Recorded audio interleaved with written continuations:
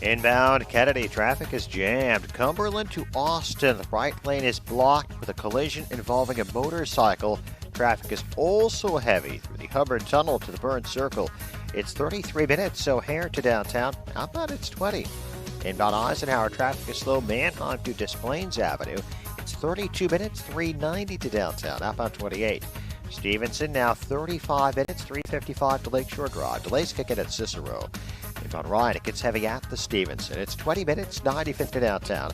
The express lane delays start around 33rd. I-57, 16 minutes, I-80 to the merge. Bishop Ford, 17. The northbound tri-state is tight, approaching the Eisenhower. That's traffic. I'm Jim Talamonte on AM 560, The Answer. Chicago's Morning Answer continues next. AM 560 Weather Center forecast. Here's our meteorologist, Steve Williams. A warm day, sunny to partly cloudy. High today 80, partly cloudy, mild tonight, low 64. Clouds and sun, breezy warm day tomorrow, the high 85. Couple of showers on Sunday with a high reaching 78. I'm Steve Williams on AM 560, The Answer. 61 degrees at O'Hare. Next news at 7:30. Chicago's Morning Answer with Dan and Amy continues next on AM 560, The Answer. This hourly segment is brought to you by Real Estate Revealed with Randy Barcella, Sunday mornings starting at 8. This is Chicago's Morning Answer with Dan Proft and Amy Jacobson on AM 560. The Answer.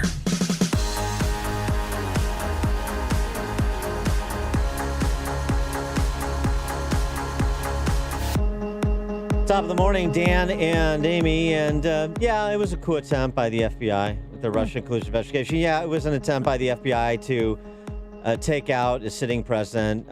They knew it was a sham from the beginning, but in other news, it's no big deal. Let's talk about what LeBron James tweeted about the Breonna Taylor matter, something really important. Catherine Herridge, who is an excellent reporter, she was excellent at Fox, she remains excellent at CBS, had the story. Story of a lifetime. The story is that Christopher Steele's main source for the dossier, he was the subject of a 2-year-long FBI counterintelligence investigation from 2009 to 2011 under suspicion of being a Russian spy. So I'm sorry, who was colluding with Russia? And a threat to national security. This is Christopher Steele of Steele dossier infamy, his main source. A suspected Russian spy that was under a 2-year-long FBI counterintelligence investigation. Kimberly Strassel over the Wall Street Journal, who's been excellent on this and so many other topics as well. She's better than I am at communicating this, so I'm going to use her words. She did a nice Twitter thread for ease of purpose. You should check it out. I retweeted it. Early in the Obama administration, the subsource, quote, reportedly attempted to recruit 2 individuals connected to an influential foreign policy advisor to Obama, said that if they got jobs in the administration and access to classified information, he could help them, quote, make a little extra money, unquote. Strassel continues, FBI says he had previously contact with the Russian embassy and Russian intelligence officers. Here's the real kicker. Per the documents now out from Lindsey Graham and Senate Intel, the FBI knew about this prior counterintelligence investigation into the source in December of 2016. So the FBI knew it was relying on information from a suspected Russian spy that was the main source of Christopher Steele, the former British spy who cobbled together the dossier, which they also knew contained uncorroborated information that they didn't convey to the court in getting warrants to surveil Carter Page and so on and so forth. I mean, one thing compounds the other. And wasn't the dossier funded by the DNC? Yeah, I mean, Clinton, that's another Clinton. The Clinton campaign. Yeah, that's a big deal. Strassel continued. The same FBI said to be concerned about Russian interference in election was using information from a suspected Russian spy to probe a presidential campaign. The same FBI claiming Carter Page, a Russian agent, was making that case based on info from a suspected Russian agent. Most importantly, it never told the FISA court about this counterintelligence investigation into this Steele source. It withheld that information, continued re-upping its applications to surveil Page and the campaign. It vouched for information supplied by a suspected Russian agent. So they're accusing Trump of colluding with suspected Russian operatives while they are colluding with Russian operatives. The name of the subsource and the realization of the FBI's prior suspicions should have ended the entire probe. Instead, the FBI doubled down, hid things from the court, kept going. This again raises the urgent need to know who knew what and when, writes Strassel. And people wonder why Durham is looking into all this. Also, extra credit question. Wasn't it Mueller's job to find sources of Russian disinformation? How do you miss the guy potentially feeding it directly to the FBI? Unfrackin' believable. And I know that you, me, our listeners, and another 5 to 10% of Americans will understand or even care about this. But they should. It was a coup attempt. It was a coup attempt on the President of the United States. That's sort of a dangerous precedent to set, I think I could say, in the context of making a vast understatement. For more on this and a couple other topics, we're pleased to be joined again by our friend Bret Baier, who had Kim Strassel on his show yesterday. I watched that. She was very good. Bret Baier, Fox News anchor, a special report, 5 p.m. Chicago time, weekdays. #1 best-selling author of 3 Days at the Brink, FDR's Daring Gamble to Win World War II. Bret, thanks for joining us. Appreciate it. Good morning. Maybe this could be a topic of conversation in Tuesday's debate. I don't know. I hope so. That's really an interesting question, and I don't know where Chris Wallace is, but one of the problems with these fast-moving news cycles is that debate, blueprints, and plans often change. So who knows? I think so. Listen, the real analysis here is there's going to be a lot of stuff, I think, that starts to come free, that starts to break, and whether the flow of information is totally digested.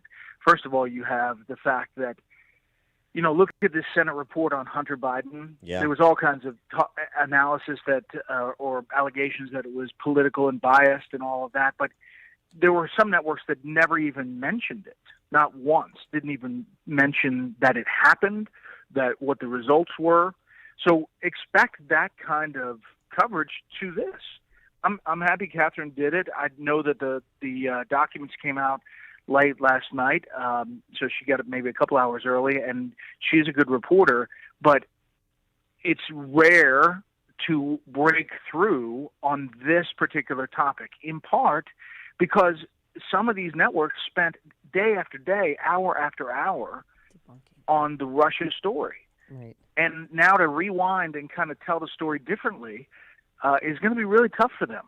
Right, but this is a coup attempt on a sitting president. I mean, they've got to. I know it doesn't fit their narrative of what happened, but this is a big deal. Well, there's support. No, I'm arguing that. Yeah, the problem is they're supportive of the coup. That's the problem. So I think that this is really a time where you're going to look at your news sources and say, okay, who's covered these things fairly and who hasn't? Mm-hmm. And well, just on this too, because again, the commitment that Attorney General Barr made was that Americans will know what happened in 2016 into 2017 before November 3rd.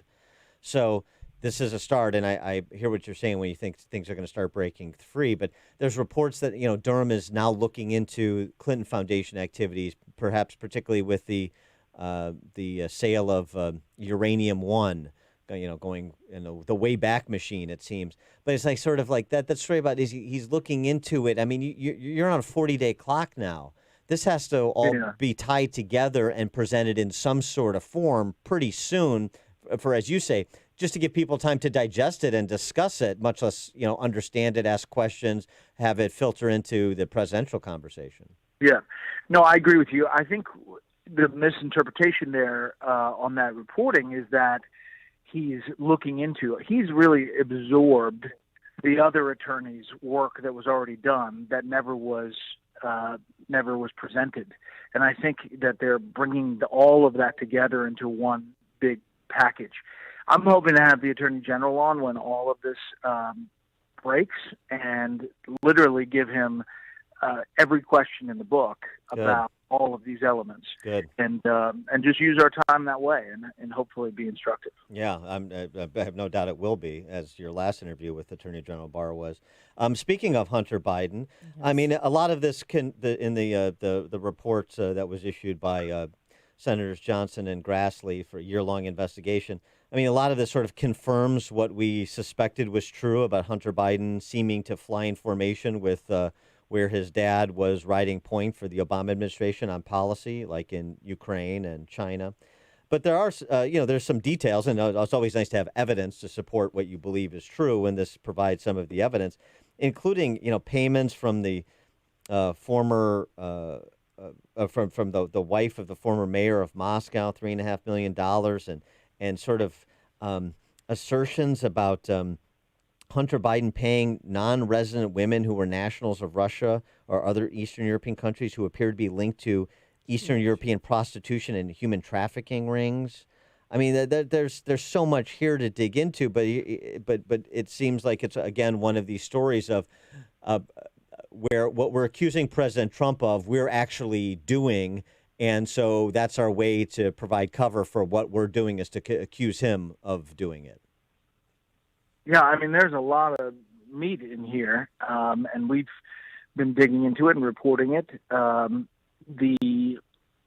Because of the allegations against Johnson and all of the storm about, this is, a one-sided political hack job, there are just some places that discounted it out of hand. But if you look deep into it, there are things that are not disputable.